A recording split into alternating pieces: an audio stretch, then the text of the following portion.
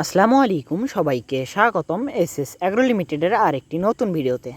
আলহামদুলিল্লাহ, আজ আমরা মাছ দেখার জন্য খামার থেকে কিছু মাছ বিক্রি করার জন্য খামারে জাল দিয়েছিলাম। এই জাল টানতে গিয়েই আজকে আমরা পড়ে যাই বিপদে। আজ আমাদের পাশের গ্রাম থেকে কিছু লোক এসেছিল আমাদের খামারে। তারা আমাদের খামার থেকে কিছু তেলাপিয়া মাছ নিতে এসেছিল। যারা আমাদের রেগুলার ভিডিও দেখেন তারা জানেন আমাদের খামারে তেলাপিয়া মাছের প্রচুর পরিমাণ পোনা দিয়েছে, তাই আমরা মাছ ধরার জন্য জাল নামাই খামারে। তো এখানেই আমাদের মূল সমস্যার শুরু হয়।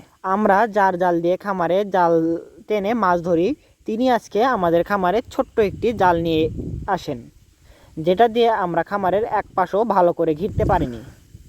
জাল খামারের মাঝে এসেই শেষ হয়ে যায়, আর খামারের পানিও অনেক বেশি ছিল, তাই খামারের মাছ থেকে জাল টেনে এনে খামারের পাশে ঘেরানো অনেক কঠিন হয়ে পড়ে। 4-5 জন মিলেও জালকে টেনে খামারের পাড়ে আনতে পারছিলাম না।